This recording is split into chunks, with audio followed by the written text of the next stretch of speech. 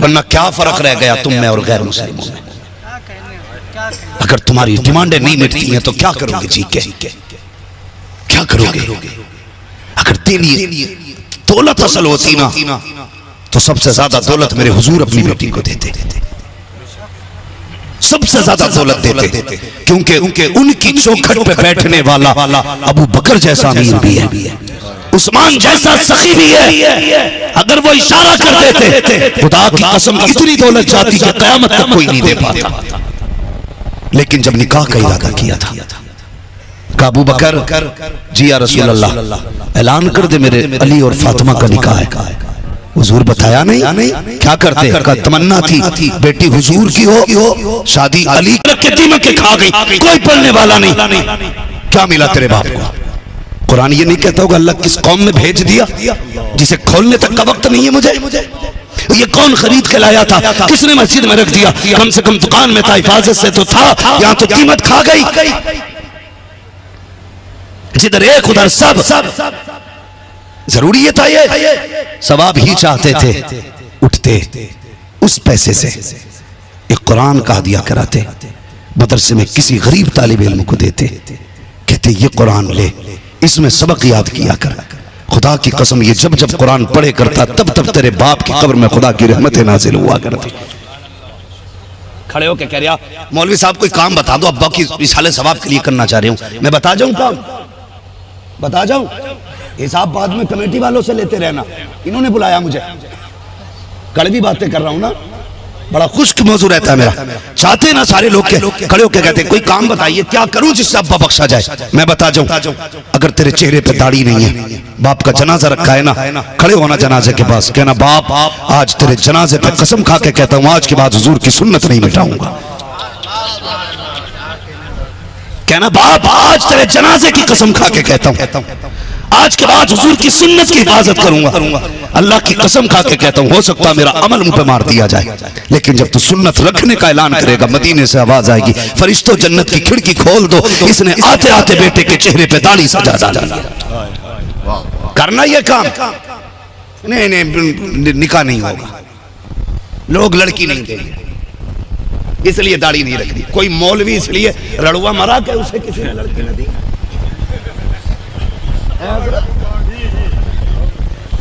कोई गया इस वजह से कुआरा ही चला गया हो?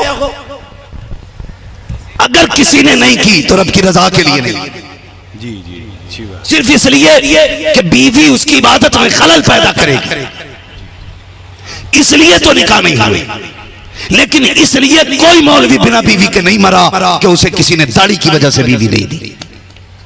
सुन भाई, तूने दुनिया की बातें सुनी होंगी, आज हमारा भी नुस्खा लेके जा। ये जो घरों में आग लग रही है इसे मिटाना चाहते हो तो दाढ़ियां रख लो, और शादी से पहले रखना, बाद में रखने में देखो सिर्फ सवाब तो है, वो फायदा नहीं है जो पहले वाली में भी है। आप कहेंगे कैसे? सुने, अगर पहले रखेंगे तो जो अम्मा देखने जा रही है ना दुल्हन को, हजरत जो अम्मा दुल्हन देखने जा रही है ना, तो वो सिर्फ बाहर से देखती है, आंखें भी अच्छी हैं, होठ भी अच्छे, नाक भी अच्छी, कान भी अच्छे, मुंह भी अच्छा, बोल भी मीठा रही है, चाय भी बड़ी कप भर के लाई थी।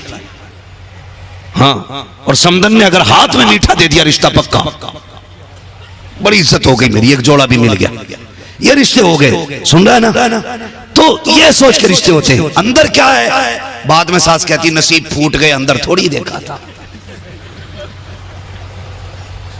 जी जी जी, मत्थे पे थोड़ी लिखा था मारेगी के रोटी देगी। हाँ, इसके मत्थे पे लिखा नहीं था, लेकिन एक काम जो करना था वो तूने नहीं किया। कहा क्या? मैं कहता हूं बेटे के चेहरे पे दाढ़ी रखा ले। कसम खुदा की, दाढ़ी वाले के घर में सिर्फ वही आएगी जो कनीज़े फातिमा ज़हरा होगी। दाढ़ी वाले के घर में वही आएगी जिसे मुस्तफा से भी प्यार होगा और खुदा से भी प्यार होगा, और जो खुदा रसूल से प्यार करेगी वो तेरे घर में आग नहीं लगाएगी। लेकिन उसने पहले की दाढ़ी होगी तो लल्ला दूल्हा नहीं बनेगा, तो आग लग गई घरों में। दाढ़ियां रखो चेहरों पे, घरों के हालात बेहतर करो, अपने आप को बदलो। भाई बाप को बख्शवाना चाहते हो तो चेहरों पे दाढ़ियां रखो। जनाजे पे खड़े होकर कि आज के बाद कभी नमाज नहीं छोड़ूंगा, आज के बाद कभी रिश्वत नहीं लूंगा, आज के बाद कभी ब्याज नहीं लूंगा। हम लोग खुदा से दूर होते जा रहे हैं, ये कड़वी सच्चाई है। कहने को हम सब कहते हैं खुदा देख रहा है, लेकिन अकीदे कमजोर है। ये कौम डरी तो कैमरों से डर गई। लगा एयरपोर्ट पे, खबर होशियार आप कैमरे की नजर में, सीधे करो। शॉप में लगा है, आप कैमरे की नजर में, सीधा खड़ा कैमरा लगा। ये कैमरा जिसका कनेक्शन का नहीं पता, ये भी तो हो सकता खाली लगा है तार छुटाओ, ये भी तो हो सकता लाइट नहीं हो, ये भी तो हो सकता सेटिंग बिगड़ी हुई हो, ये भी तो हो सकता कैमरा खराब है। जो इतनी खराबियों के इम्कानात रखता है उससे इतने डरते हो कि उसके आगे सीधे खड़े हो जाते हो। और वो खुदा जो उजाले में भी वैसी देखता है जैसा अंधेरे में देखता है, जो जैसा उजाले में देखता है जैसा अंधेरे में देखता है, कैमरे से न डर, अगर डरना है तो फिर खुदा से डर की दुनिया को जा। ये उम्मत खुदा से डरना भूल गई, इसलिए कैमरे लगा दिए। अगर हम सिर्फ खुदा से डरते तो कैमरों की जरूरत नहीं थी, लेकिन कैमरे क्यों ना लगाएं। मैं उस दिन एक वीडियो किसी ने डाली, मैंने देखा कुर्ता पजामे वाला आया, चारों तरफ देखा, उसे पता नहीं कैमरा लगा और मस्जिद की टोटियां खोल के ले गया बेचने। मस्जिद की वुजू की टोटियां ले गया। खुदा देख रहा है, अकीदा यही है, खुदा देख रहा है। मैं टोटी खोलूंगा, खुदा देख रहा है। चोरी कर रहा हूं, खुदा देख रहा है। ये अकीदा है हमारा, इसे कहते खुदा देख रहा है। दुनिया ने सुना है, उमर जिसको बहू बना के लाया उसने कहा था खुदा देख रहा है। और उमर इस वजह से लाए थे बेटे की दुल्हन बना करके, क्योंकि उसकी दिल में खशियत इलाही थी। और फरमाया था बेटी इसलिए लाया हूं कि मैं कल जब अदालत के लिए निकलूं तो मेरे कंधे पे हाथ रख के कहना उमर देख के फैसले करना, खुदा देख रहा है। ये खशियत इलाही थी, ये खशियत इलाही। भाई अल्लाह से मोहब्बत करो, अल्लाह से मोहब्बत करो। गरीब नवाज इदारा है, कॉन्फ्रेंस भी गालिबन ख्वाजा गरीब नवाज है। ये अल्लाह वाले क्या हैं, क्या है इनके 8 हाथ पैर हैं, इनके 6 आंखें होती हैं, नहीं आंखें इनकी भी 2 ही होती है। फिर क्या मसला है कि लोग इनके पास भागते हैं। जानते हो जो इनका रब है वही हमारा रब है, जिसके हम बंदे हैं उसी के ये भी बंदे। जो दीन इनके पास है वो हमारे पास भी है, जो शरीयत इनकी वही हमारी है, जो कानून हमारे लिए वही इनके लिए। लेकिन आखिर इनके पास क्यों जाते हैं? इसलिए कि इनको खुदा को मनाना आता है, मनाना आता है। एक बुजुर्ग हुए हजरत अब्दुल्ला इब्न जुबैर, उन्होंने सिर्फ इस वजह से निकाह नहीं किया था कि बीवी होगी तो मेरी इबादत में खलल पड़ेगा, इसलिए मैं निकाह ही नहीं कर रहा। निकाह नहीं पढ़ा, पूरी जिंदगी अकेले गुजार दी। एक दिन रिवायत पढ़ी, हदीस पढ़ी कि जन्नत में कोई अकेला नहीं होगा, अल्लाह सबके निकाह करेगा जन्नत में। अब तो खुश हो जाओ जिनकी ना है, अल्लाह सबके निकाह करेगा जन्नत में। तो सोचने लगे यार जब सबका होगा तो फिर मैं थोड़ी बच जाऊंगा, वहां पे मेरा भी हो गई, फिर कोई मेरी भी बीवी होगी। हाथ उठा दिए, यार अब वो दिखा जो जन्नत में मेरी दुल्हन बनेगी। पहले दिन दुआ मांगी, कुछ नहीं हुआ। तीसरे दिन मांगी, दूसरे दिन कुछ नहीं, तीसरे दिन दुआ मांगी ना तो जानते आवाज आई, ख्वाब में कोई कह रही थी अब्दुल्ला मैं मैमूना हूं, बिनते वलीद हूं, मैं बसरा में रहती। ये कह के गायब हो गई। बस फिर क्या था, सुबह उठे रास्ता नाप दिया, क्यों ना देख ले इसे जो जन्नत में बीवी बनेगी। बसरा पहुंचे, जाके पता किया मैमूना कौन है। लोगों ने कहा हुजूर आप इतने बड़े आलिम और मैमूना का पता पूछ रहे, का क्या मसला है? वो तो पागल है। पागल है जी? का क्यों? का लोग हंसते तो वो रोती है, लोग रोते तो वो हंसती है, लोग इसलिए पत्थर मारा करते हैं उसको। का कहां मिलेगी? का वो उजरत पे हमारी बकरियां चराती है, उसी से उसका गुजारा होता है। फरमाने लगे बताओ कहां मिलेगी? कहा असर तक आ जाएगी। कहा देर न कीजिए, वक्त कम है, बताओ कहां? कहा फला जंगल में चले जाइए। आप जब गए ना तो जब जा रहे थे तो जहां कदम रखते थे वही सांप, जहां कदम रखते थे खतरनाक जहरीले जानवर। हैरत में थे ये कैसी औरत है, ऐसे जहरीले जंगल में रह रही है जहां कदम कदम पे जानवर है। कहते मैं तलाश करते करते अंदर गया, मैं जब पहुंचा क्या देखता हूं कि उस जहरीले इलाके में मैमूना बिनते वलीद ने मुसल्ला बिछा रखा है और उस जंगल में बकरियां चल रही हैं। कहते लेकिन हैरत की इंतहा न रही, मैं देख रहा था मैमूना मुसल्ले पे थी, बकरियों की हिफाजत शेर कर रहे थे। मर गए ना गार्ड रखते रखते, तावीज दे दे खेती बच जाए, दे दे, कुटिया में रखना है, पैसा चोरी ना हो जाए। फिर भी गया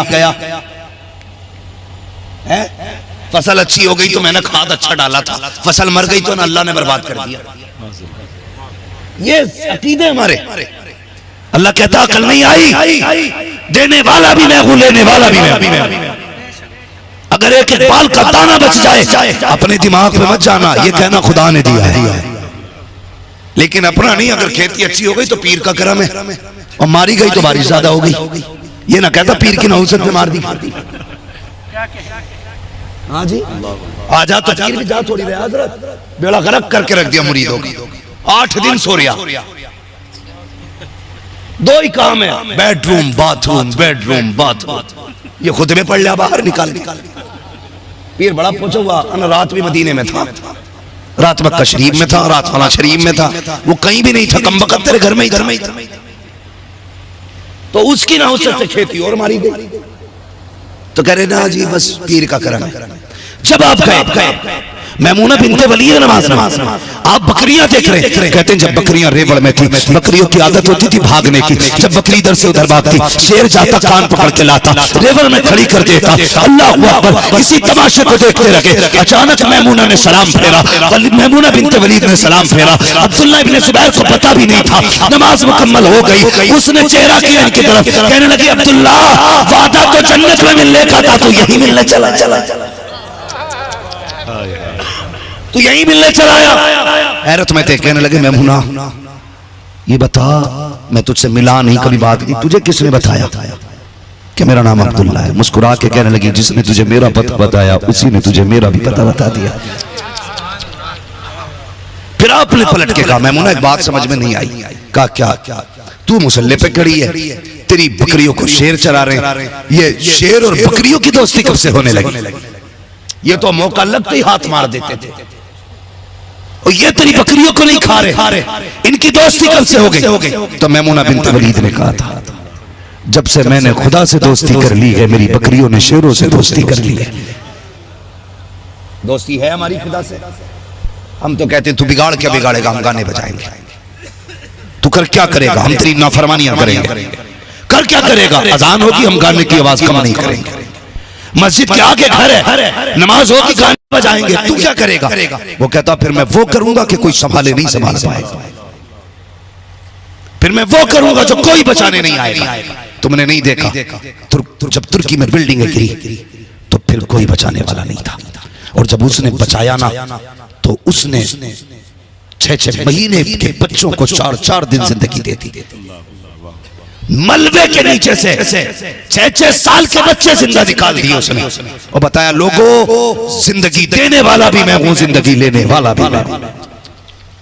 इसलिए अपने रब को राजी करो, अपने रब को राजी करो। पलटो यार कुरान की तरफ, जिस किताब को खोल के नहीं देखा आ जाओ उसकी तरफ। निजाम मुस्तफा लाजिम कर लो ताकि बेटियों के घर आबाद हो जाए।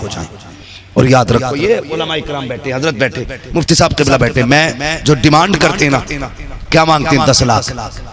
क्यों मांग रहा है? इसके पास नहीं है इसलिए मांग रहा है ना। और जिसके पास ना हो और मांगने की स्थिति हो तो वो नान नफका दे सकता है,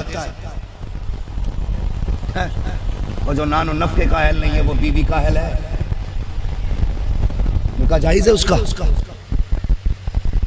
हम कितने बड़े बेगैरत हैं, हम 10 लाख लेके कहते हैं लल्ला को 10 लाख मिले, और लल्ला इतना बेगैरत है पूरी जिंदगी अपने ससुर के दिए हुए बेड पे सोगा, अपने ससुर के दिए हुए बर्तन में खाएगा। कम से कम अकेले रहते हैं, किसी का दिल तो नहीं दुखाते। तुम मर्द हो के बेटियों के सताने का सबब बने। और यार खाली हाथ जा, किसी की इज्जत से उसकी चादर छुपा दे, खाली हाथ चला जा, मत डिमांड कर किसी गरीब का घर आबाद कर दे। अल्लाह तेरी कब्र को मुस्तफा के जलवों से आबाद फरमा दे। हुजूर के किरदार को अपने अंदर लाएं, हुजूर की शरीयत को लागू करें, ताकि गरीब बेटियां भी इज्जत से रुखसत हो चुके, गरीब बेटियों के भी घर आबाद हो सके। खत्म करो। और मेरी बात सुनो, आला हजरत ने जो ये मसला लिखा है फतावे रज़विया में, बेटियों के हाथ में कलम देना ऐसा है जैसे उनके हाथों में तलवार देना। ये क्यों लिखा था? इसलिए लिखा था कि ये खतो किताबत करेंगी तो हो सकता है ये छुपे दबे तौर पे इश्क नैन मटक्का कर सके। लेकिन अब आ गया मोबाइल, अब तो कलम का मसला ही कोई नहीं है। अब तो लिखना भी नहीं आ रहा तो रिकॉर्डिंग करके भेज देती है। हाँ तो भाई इनके हाथों से मोबाइल लो और घर की जो एलसीडी लगी हुई है उतार के फेंको, वरना तेरी बीवी तुझे ही जूते से मारेगी। इसलिए कि नाटक में सबसे पहले शौहर की मुखालफत दिखाई जाती है। जो जितना बड़ा बदकिरदार होता है फिल्मों में उतनी बड़ा हीरो होगा। कोई कहानी ऐसी नहीं फिल्मों की जिसमें बेटी ने बाप से बगावत न की, फिर तेरी बेटी वफा करेगी। कोई नाटक ऐसा नहीं जिसमें घर ना उजड़े हों, फिर तेरे घर की बहुएं घर में सुख रहने देंगी। घर में सुख चाहते हो एलसीडी उतार के फेंक दो, ड्रामे तमाशे बंद कर दो, इनको मुस्तफा का किरदार सिखाओ और खुद भी सीखो। आका करीम ने अपनी उम्र से 15 साल बड़ी औरत से निकाह किया और ऐसी जिंदगी गुजारी, 25 साल तक आपने हजरत खदीजा की मौजूदगी में किसी औरत से निकाह नहीं। ये वफा भी दिखाई दे रही हुजूर ने। और फिर हजरत खदीजा को भी आप देखिए, वो खदीजा जिसके इस्लाम में दाखिल होने से पहले कपड़ों में तार सोने और चांदी के होते थे। जब हुजूर की चौखट पे आ गई विसाल के वक्त 18 पैबंद लगे थे आपके कपड़ों में, 18 पैबंद। हुजूर ने कहा था खदीजा कुछ तो मांग ले, जिंदगी में नहीं मांगा।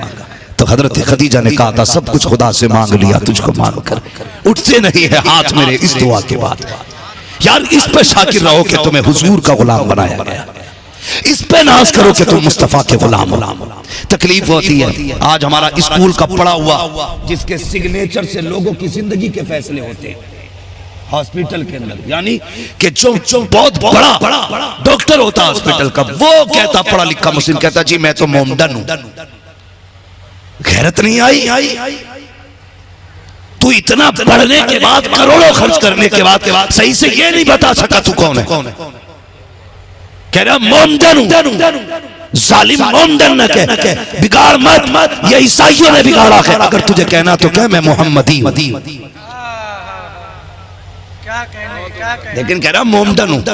ऐसी तालीम में आग लगे जो उम्मत को हुजूर से दूर कर रही है।